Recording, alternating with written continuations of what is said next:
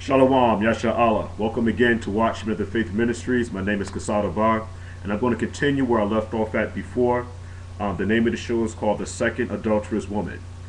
Before I get started, I just want to make sure that there's no misunderstanding here. All right? The Messiah is the groom. Okay? The nation of Israel represents the woman. Okay? I received a comment that, why am I doing all of these scriptures on women?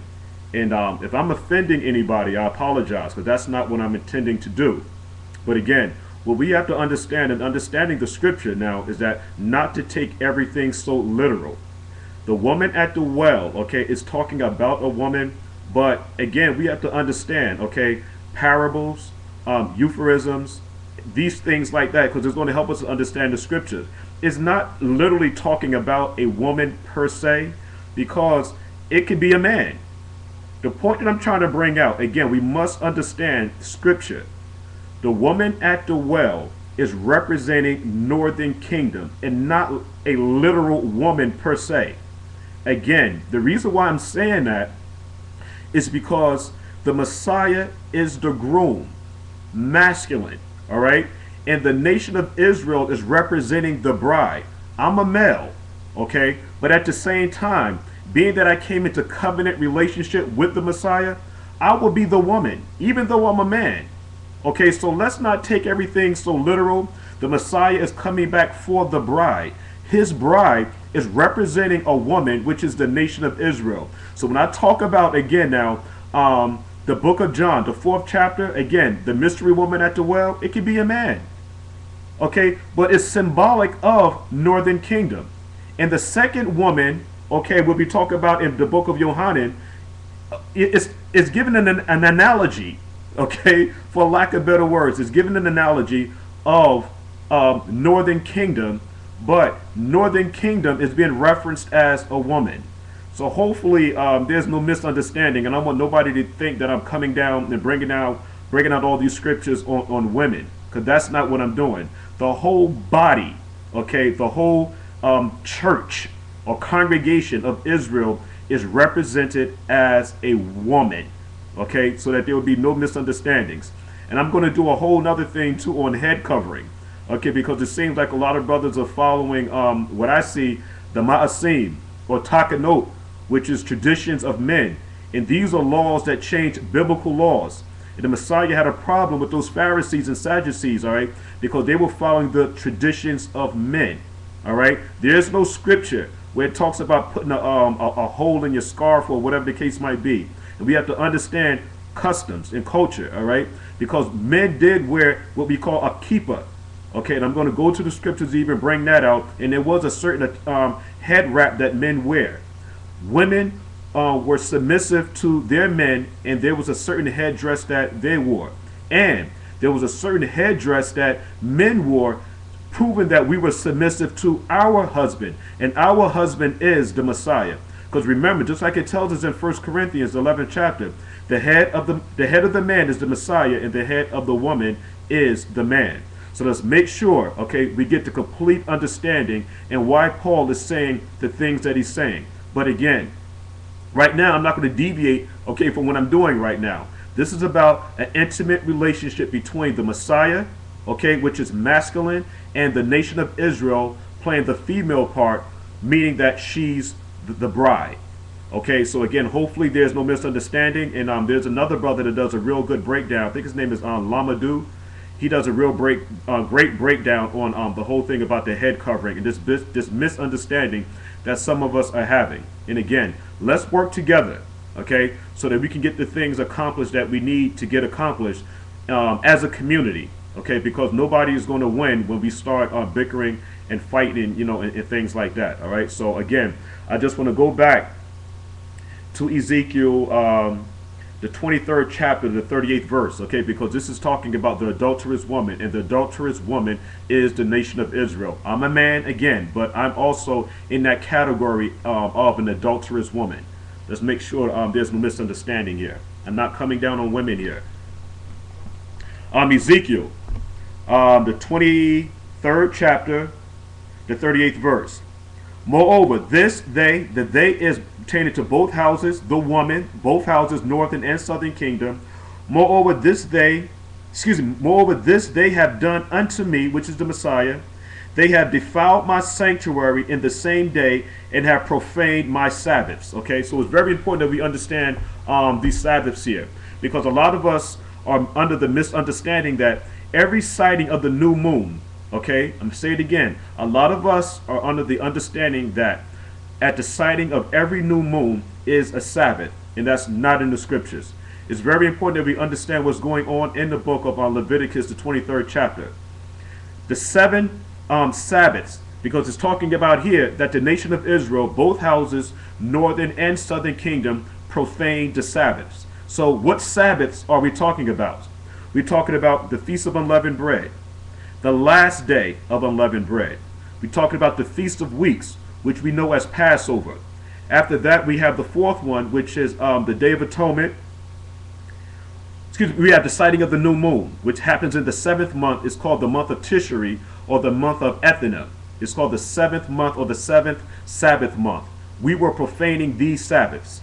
We're talking about after that the Day of Atonement. After the Day of Atonement, you have the Feast of Tabernacles, and the last day, which what makes the eighth day.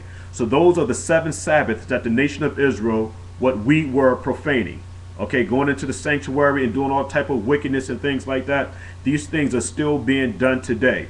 And again, what we have to do as the woman, come back into covenant relationship with the Messiah. All this is just an allegory.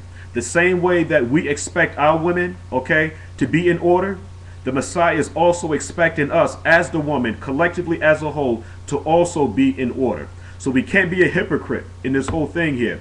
Oh, I want my physical woman here on this earth here to act a certain way, and we as men, okay, can't act a certain way, because we have to also take that submissive role as a woman in being in subjection to the Messiah. Okay, so listen, let's not play games here. It's time for us as a community to come back into covenant relationship with the Most High, and the only people on the planet Earth, out of all the nations on the planet Earth, that was called an adulterous woman is the nation of Yasha'Allah. Let's get that clear. Now let's go to John, the book of Yohanan, the 8th chapter, the 3rd verse. Going to the whole basis of me bringing out the second adulterous woman.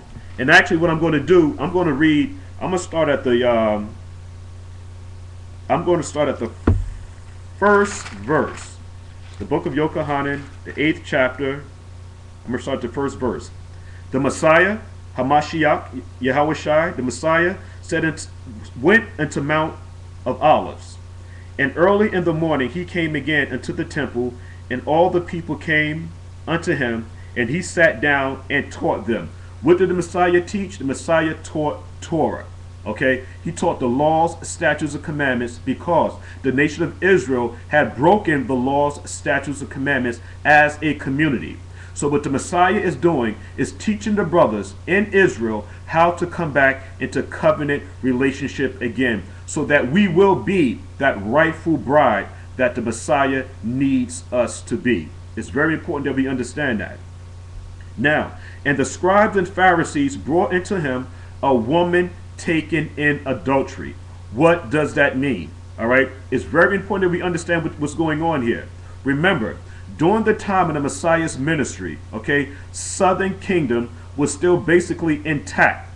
It's very important that we understand that. Northern kingdom had already gone into captivity under the Assyrians. By this time, the Messiah had already given northern kingdom a bill of divorce.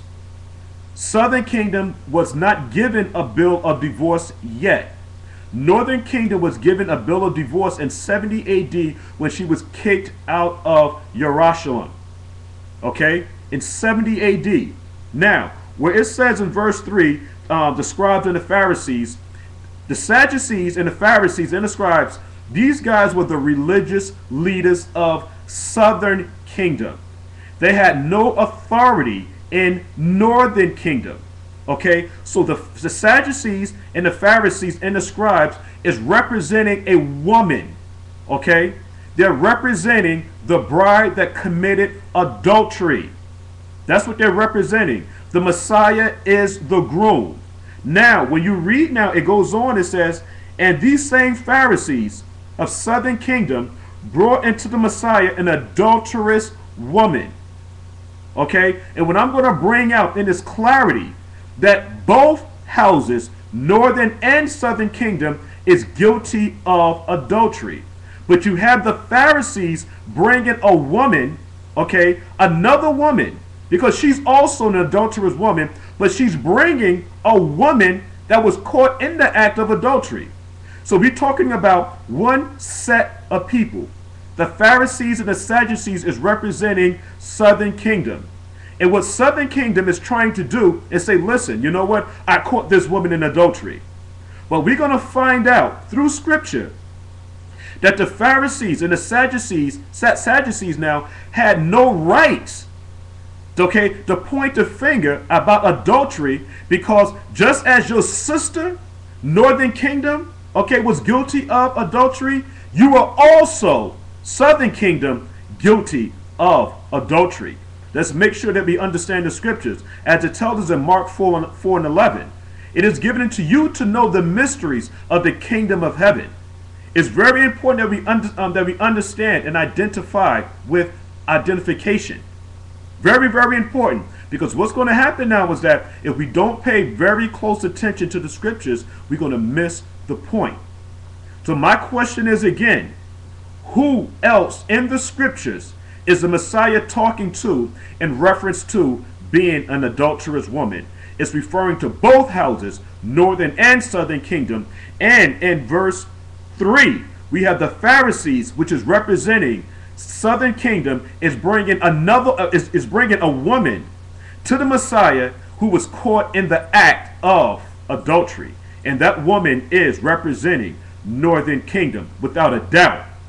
It's up to all of us to catch up to speed here and make sure that we understand what's going on in the scriptures. This Bible is talking about from Genesis to Revelation, and it's given us so many allegories, letting us know that this is about the reunification of northern and southern kingdom. But this woman, both northern and southern kingdom, was caught in adulterous acts. Very important for us to understand that. Let's go now to Ezekiel, okay, Ezekiel the 16th chapter, and let's prove this. Ezekiel the 16th chapter, and I'm going to start at the 28th verse. 16:28. Thou hast played the whore also with the Assyrians. Okay, this is an adulterous act. Okay, try to put the pieces of the puzzle together here. Okay, because the Messiah is giving analogies. Okay, they're parables. Make sure you understand the parables. Thou hast played the whore also with the Assyrians, because thou wast unsatiable. Yea, thou hast played the harlot with them, and yet could not be satisfied. Now let's go to verse 32. But as a wife that committeth adultery, that's an analogy. Okay? It's a parable. We're giving an example here. But as a wife means an example. But as a wife that committed adultery with taking strangers instead of her husband. This is what this woman did. Okay? In the book of Yochanan, the 8th chapter, the 3rd verse, she was caught in adultery. She was literally caught in adultery, having sex with another man. But the bigger picture is this, is that northern kingdom followed idolatry. What is idolatry? Idolatry is when you don't follow the laws, statutes, and commandments, and you don't claim the Messiah as your groom. Okay? That's idolatry. That's an adulterous act. Again, 32. But as a wife that committeth adultery, and that's what happens. Now you look at this now on the literal meaning. If a man catches his wife, okay, having sex with another man, that's called an adulterous act. Okay, I don't know how else to explain this. I'm not coming down on women, but the nation of Israel is representing, okay, a woman as a wife. It's very important that we understand that. I'm going to read it again. But as a wife that committeth adultery with taking strangers instead of her husband. With that, I'm going to have to stop and say shalom.